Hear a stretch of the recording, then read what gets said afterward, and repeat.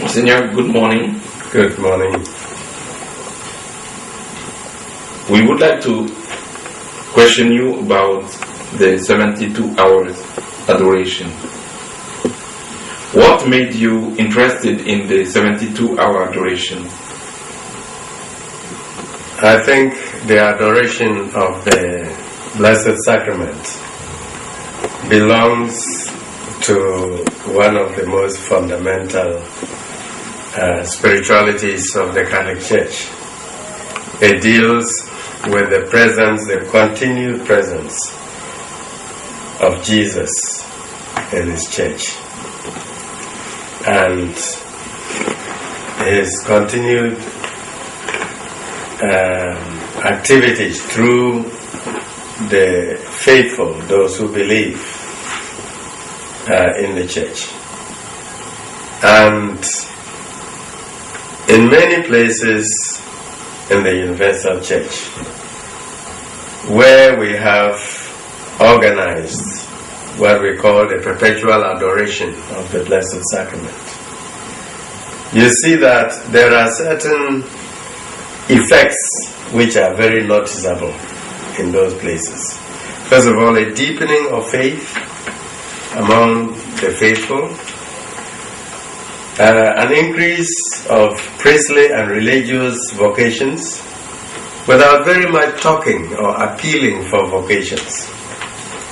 But young people, boys and girls who accompany their parents to adore the Blessed Sacrament when they are assigned to it, maybe 1 hour, but do so regularly, you see that in such parishes, in the older churches, there is, in spite of the general,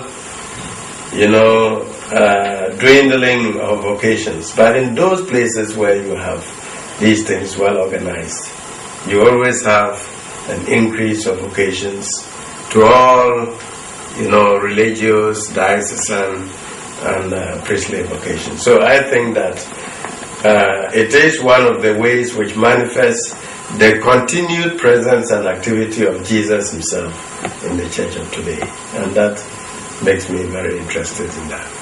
So why did you organize it in your diocese instead of following the traditional way? Well, I think the two things are complementary.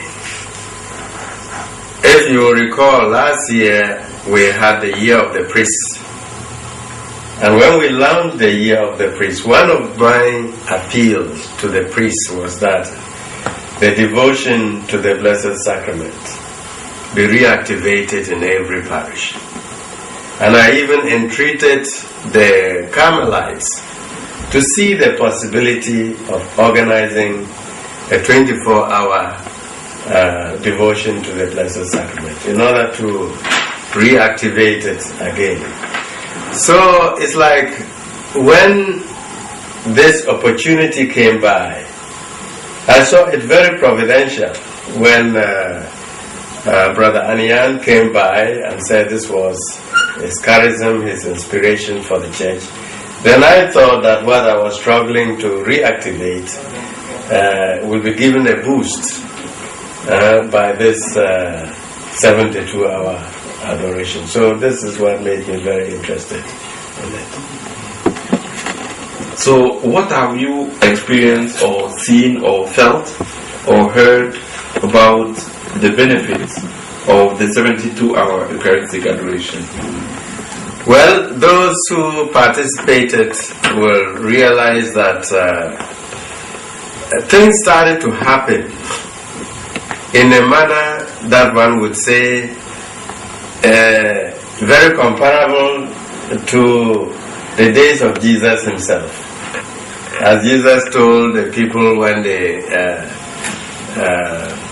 came to ask Him certain things, He said, go tell the people what you have seen and heard.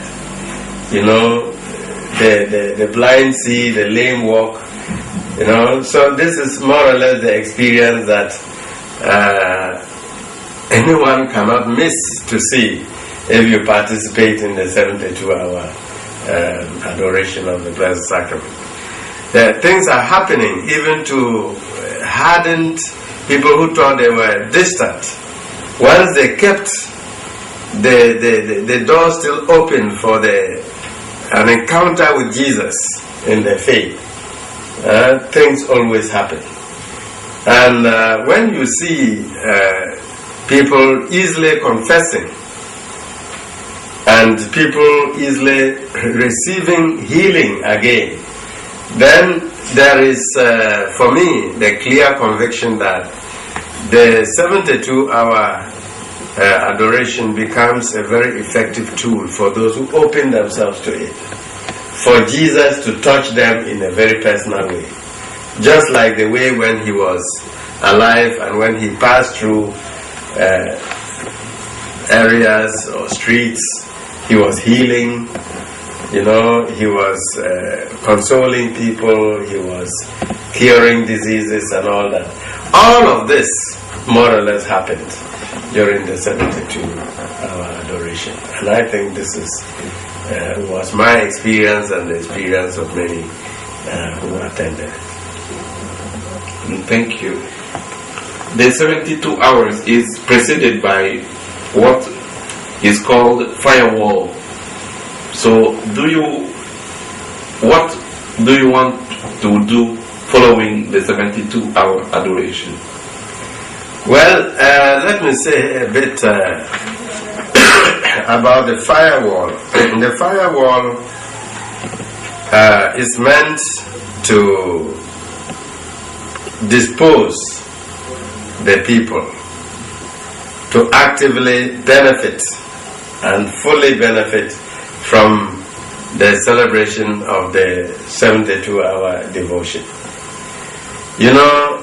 Readings are taken and shared on the level of faith. And this sharing provokes in those who come to these things with a sincere heart, the feeling of our sinfulness before the All-Holy God. And by opening ourselves to the grace and mercies of the Lord Himself, the Lord purifies us to be able to receive Him in the sacraments which accompany the 72 hours. You will notice that there is a clear structure of the 72-hour devotion. Jesus remains at the center, whether as actively present in the celebration of the Eucharist, which is a central feature of this, or in the present in the Blessed Sacrament, which is adored. And here again, I always say that, people must come to see the slight difference between the exposed Blessed Sacrament and the Blessed Sacrament in the tabernacle.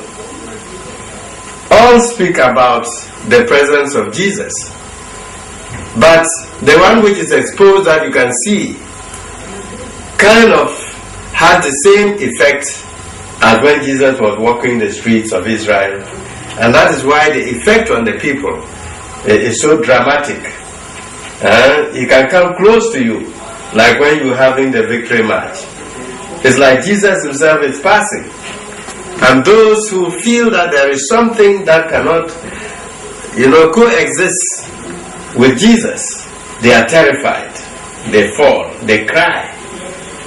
And this cry is listened to by Jesus, and He answers their need. And behind this crying or manifestation when Jesus is passing, is a sign of a much deeper search for communion with the Lord Himself. And the Lord grants it in the forgiveness of their sins and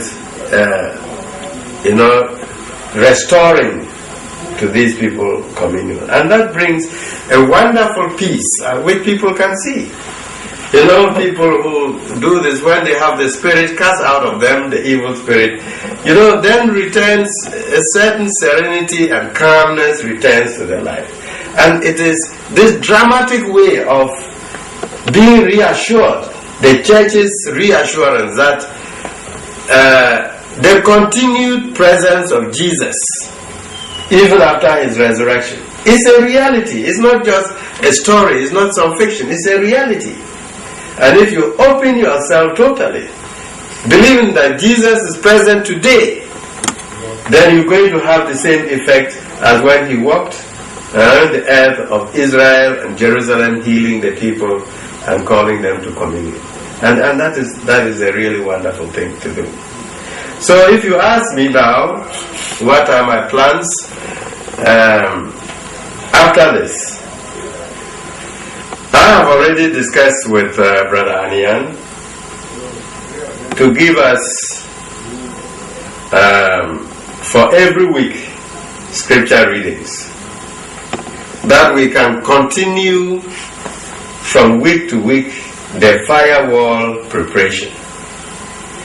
That means that we continue to maintain the focus of sharing the Bible or a Bible text in the parish context. In this way, you also sanctifying the whole diocese. Because at every week on the same day, that is what we're going to do, like when we did the firewall. On the same day, the same time, we know that at all corners of the diocese, the Bible is not only shared, but Christ is adored and the Eucharist is celebrated. So in this process, at all corners of the parish, and what I think we could even achieve if we have good leadership, we can say every outstation, if we are able to organize it, then this reading which we are going to share every week together, and which concludes with the adoration of the Blessed Sacrament or the celebration of the Eucharist. In this way we are sanctifying the whole diocese and waiting for another climax. For example, if this goes on effectively, we could begin maybe twice a year to organize the 72-hour adoration. And with time, when we have people trained all over the place, we could even shorten the time. We could make it 4 times a year. And then you will see how the faith is going to flourish through this exercise alone. So this is what I am planning as the next thing to do.